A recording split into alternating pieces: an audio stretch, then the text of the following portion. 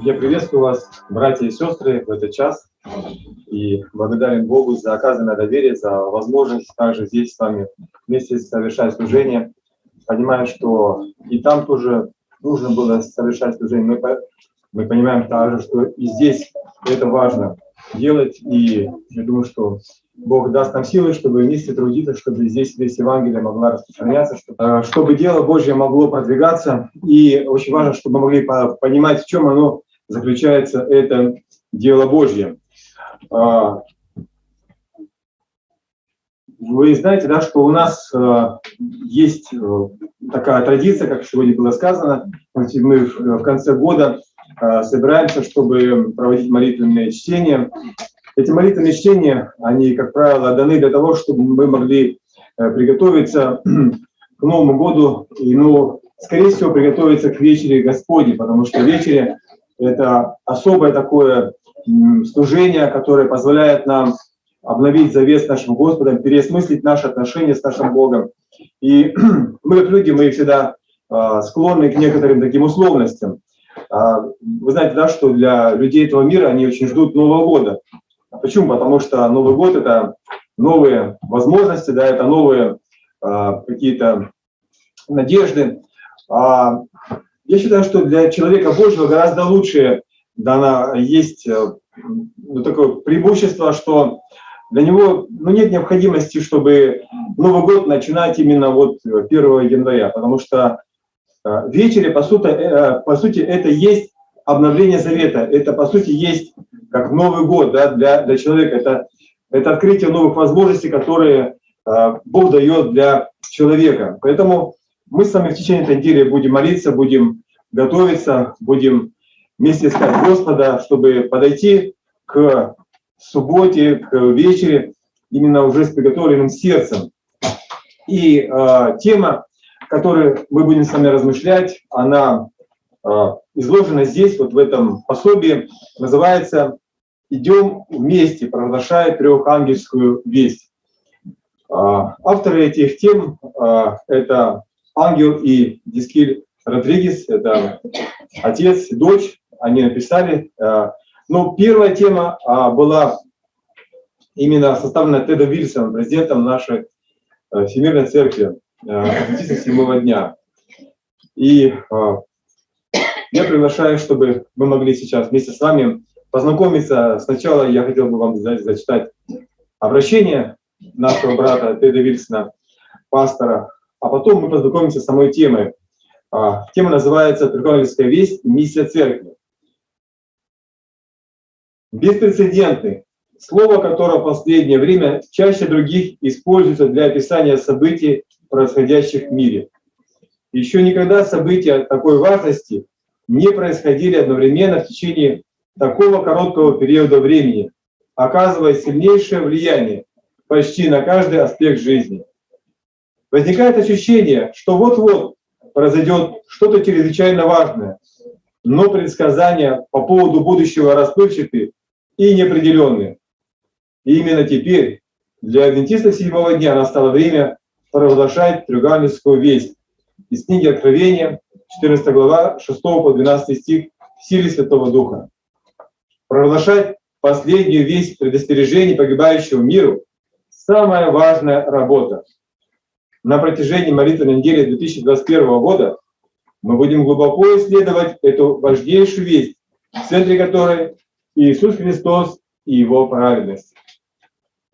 Церковь Адвентистов Седьмого дня – это пророческое движение, вызванное Богом в определенное время земной истории, чтобы провозглашать особую весть, которая может быть возвещена только в это время, весть трех ангелов из книги Откровения.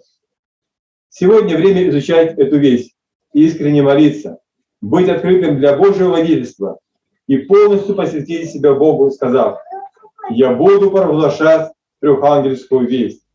Да благословит вас Бог в это особое для Всемирной Церкви время молитвы.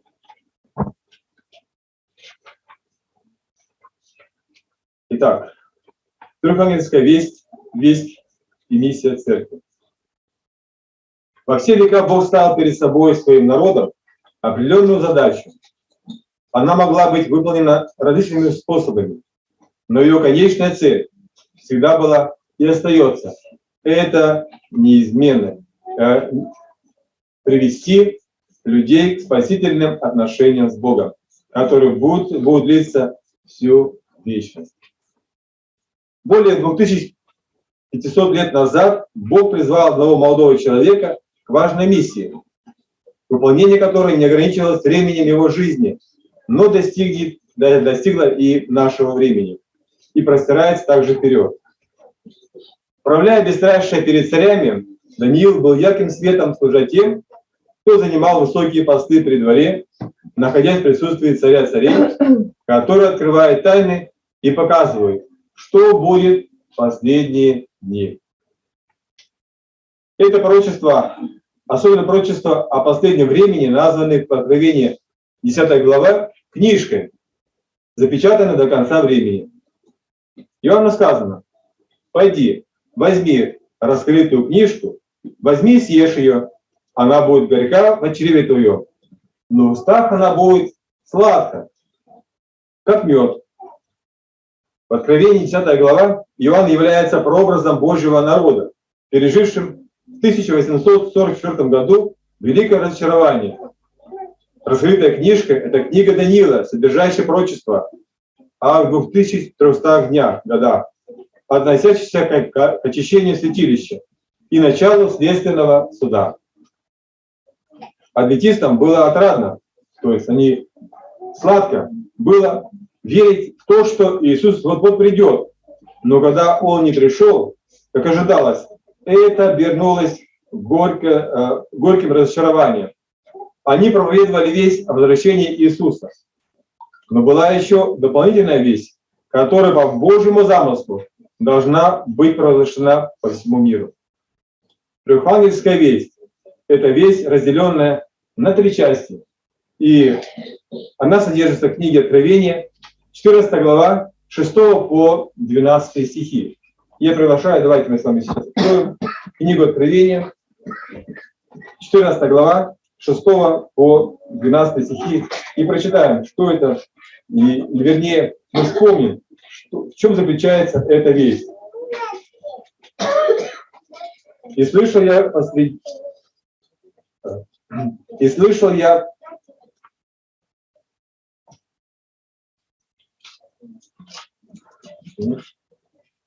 и видел я другого ангела, летящего посреди неба, который имел вечное Евангелие, чтобы благовествовать живущим на земле, и всякому племени, и колену, и языку, и народу. И говорил он громким голосом: «Убойтесь Бога, и воздайте Ему славу, ибо наступил час суда Его, и поклоните сотворившему небо, и землю, и море, и источники вод». И другой ангел следовал за ним, говоря: «Пал Вавилон, город великий, потому что он яростным вином блуда своего напоил все народы». И третий ангел последовал за ними, говоря громким голосом: «Кто поклоняется зверю и образу его, и принимает начертание на чело свое или на руку свою, тот будет пить вино ярости Божьей, вино цельное, приготовленное, чаши гнева его, и будет мучим в огне и сере перед святыми ангелами и перед Агнцем.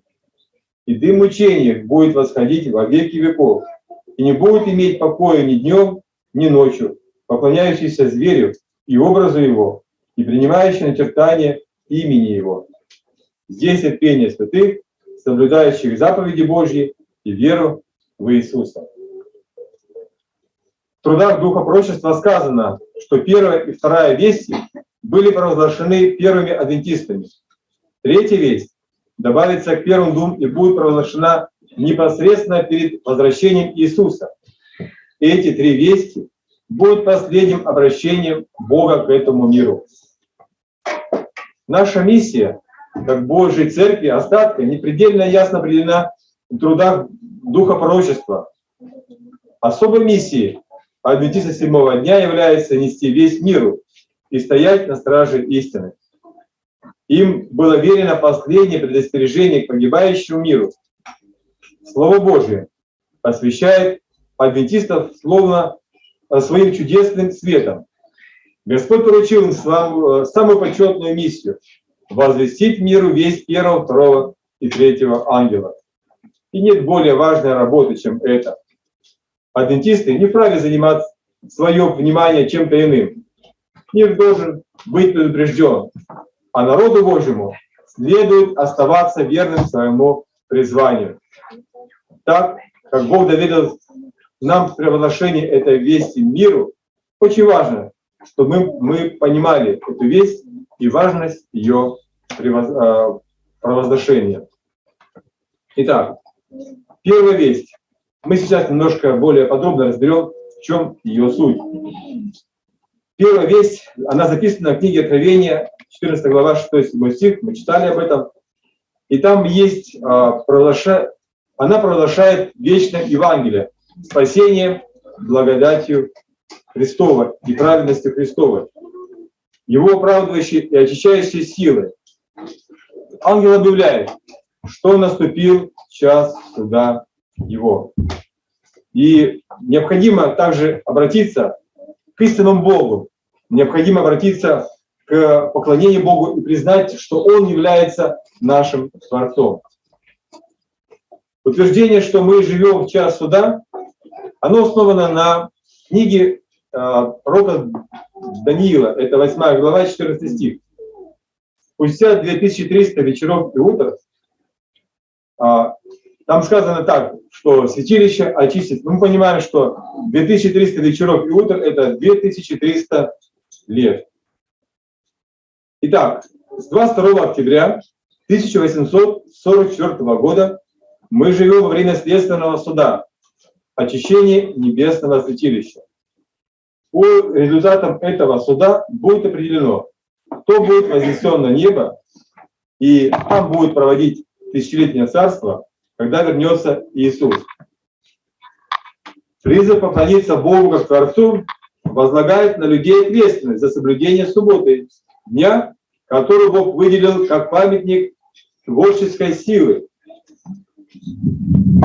Мы читаем: суббота станет великим испытанием верности, потому что она является главным вопросом истины, который подвергается нападкам. Когда наступит решающий час, тогда между теми, кто служит Богу, и теми, кто не служит Ему, будет сделано четкое разграничение. Но чтобы поклониться Богу как Творцу, необходимо кое-что еще. Нужно быть готовым отвергнуть ложные теории о происхождении жизни. Невозможно верить в эволюцию и в то же время говорить, что Бог — творец неба и земли. Также следует помнить, что эволюционизм является частью спиритизма, так как спиритизм учит, что человек по природе своей личность творческая. Предназначение его заключается в том, чтобы неудержимо стремиться к вечному самосовершенствованию, что таким путем достичь одного уровня с божеством. Давайте мы с вами сейчас немного остановимся. Так как у нас неделя — это неделя молитвы, поэтому было бы правильно, чтобы нам сейчас помолиться вместе с вами, именно помолиться по поводу того, чтобы весть первого ангела могла нами быть правильно понята, чтобы она не только лишь могли бы понять как разум, но чтобы она вошла в наше сердце, и чтобы эта весть могла быть, чтобы эту весть мы могли бы провозглашать тогда, когда мы будем встречаться с людьми, общаться с ними.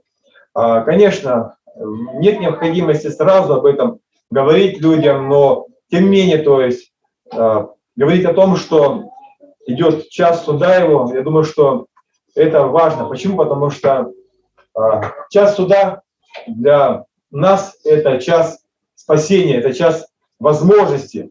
То есть Бог дает нам шанс, которым мы могли бы воспользоваться. Час суда — это возможность получить оправдание перед Богом.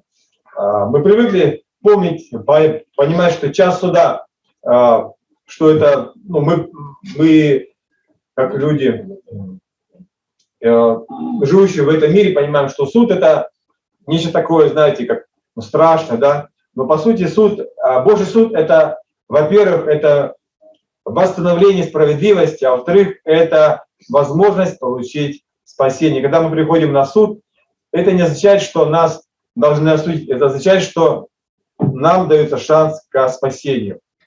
Весть второго ангела, записанная в Откровении 14 глава и 8 стих, провозглашающая падение Вавилона, впервые была представлена летом 1844 года. И эта весть следует за вестью о наступлении следственного суда и относится к церквам, отвергающим предупреждение о суде. Весть о том, что Вавилон пал, повторяется также в книге Откровения 18 глава с 1 по 4 стих. Давайте мы с вами прочитаем этот отрывок. Отрывок 18 глава книги Откровения с 1 по 4 стих. «После всего я увидел иного ангела, сходящего с неба и имеющего власть великую. Земля светилась от славы его. И воскликнул он сильно, громким голосом, говоря: «Пал, пал Вавилон, великая блудница, сделалась жилищем бесов и пристанищем всякому нечистому духу, пристанищем всякой нечистой и отвратительной птицы. Ибо яростным вином блудодеяния своего она напоила все народы, и цари земные любодействовали с нею, и купцы земные разбогатели от великой роскоши ее. И услышал я иной голос с неба, говорящий: выйди от нее, народ мой, чтобы не участвовать вам в грехах ее и не подвергнуться язвам ее». Эта весть, она... Божий народ, находящийся в Вавилоне, призывается выйти из него, чтобы ему не быть виновным за участие в его грехах и не подвергнуться язвам, которые будут излиты на него. Вино блуда — это христианское учение, противоречащее Библии, сформулированной церковью в средние века. Следовательно, Вавилон составляет церкви, в богословии которых включены данные учения. Несмотря на то, что падение Вавилона началось летом 1844 года, это постепенный процесс. И когда он завершится, только тогда, когда первое, отступившее от библейского учения церкви, отвергнут трехангельскую весть и примут заблуждение и лжечудеса, явленные сатаной. Второе. Данные церкви полностью сольются с миром, принимая то, что принимает и во что верит этот мир. Для того, чтобы Божий народ, находящийся в Вавилоне, осознал срочность выхода из него, он должен осознать грехи и заблуждения Вавилона. И это возлагает огромную ответственность на Божий народ в выполнении миссии провозглашения второй ангельской вести. Разоблачая Вавилон, мы неизбежно столкнемся с яростью и жесточайшим сопротивлением. Но мы должны продолжить дело, порученное нам Богом, христианской любовью в сердце и словом истины на устах, подобно тем, кто в прошлом выполнял свою миссию, данную Богом.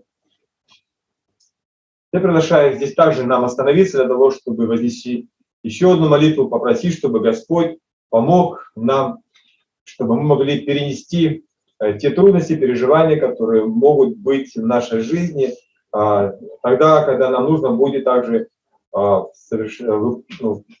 эту весть второго ангела, чтобы Господь помог нам, чтобы мы не боялись тех вызовов, которые делает нам этот мир, делает церковь Вавилона, чтобы мы не страшились и могли совершать служение для того, чтобы эта весть могла бы достигнуть также и тех людей, которые об этом еще не знают. Весть третьего ангела, записанная в Откровении 14 глава с 9 по 11 стих, содержит ясное предостережение: не поклоняться зверю и его образу и не принимать его начертания. Эта весть основывается на пророчестве из Откровения 13 главы.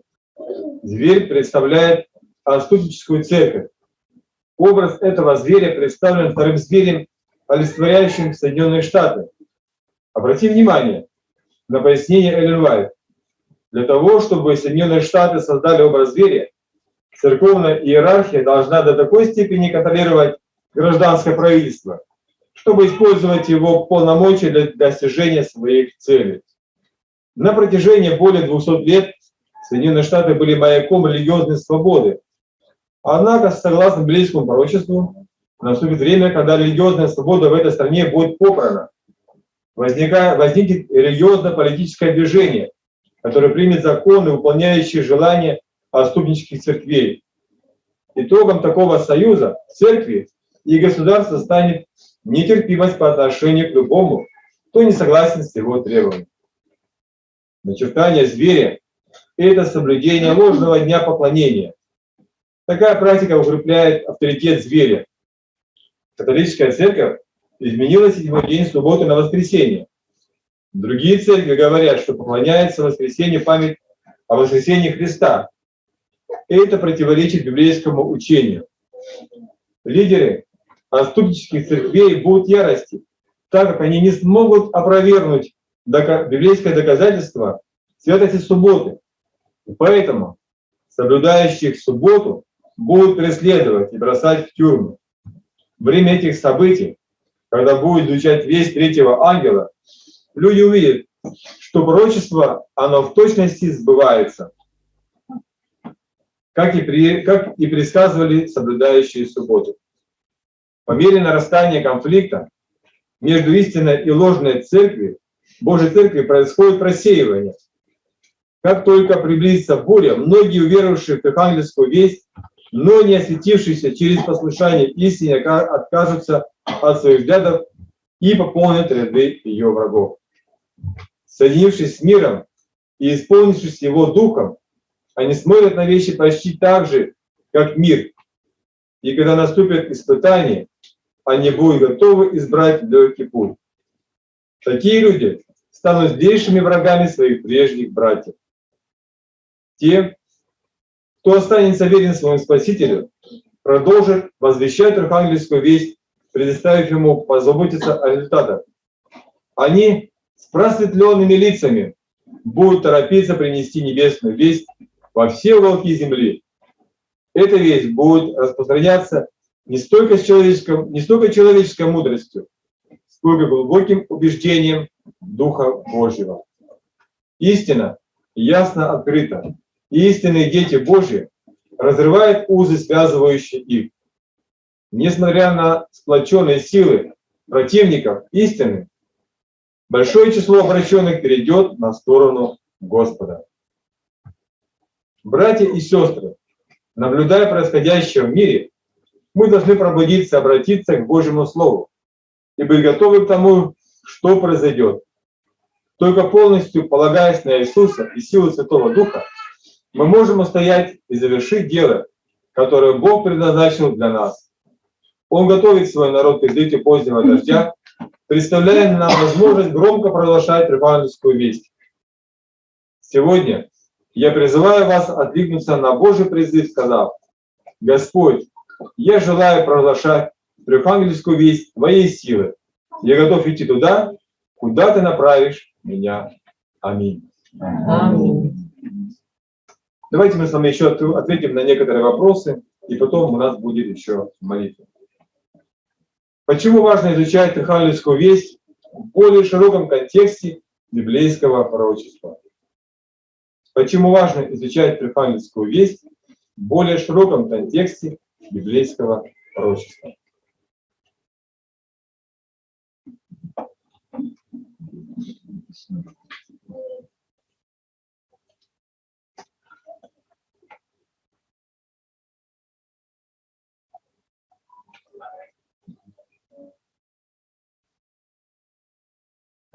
Есть желающие ответить, может быть?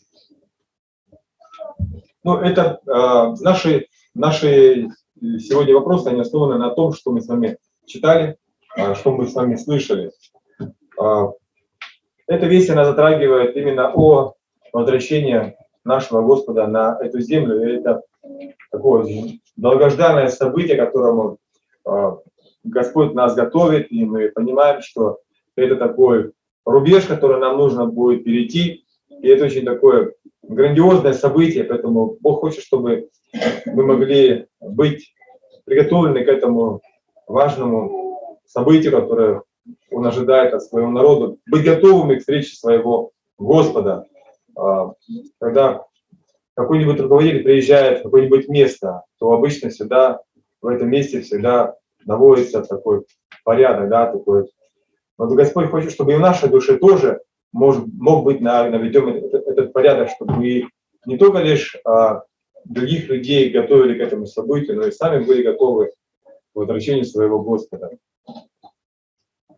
Что бы вы сказали людям, которые прочитали данную статью и сказали вам, что им страшно думать о последнем времени и заключительных событиях?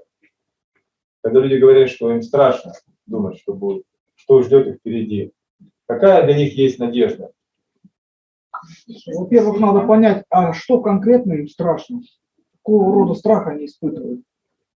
Ну, наверное, страх перед ответственностью, что они будут осуждены. То есть они понимают, что они что-то сделали не так, что они будут осуждены. Это уже хорошо.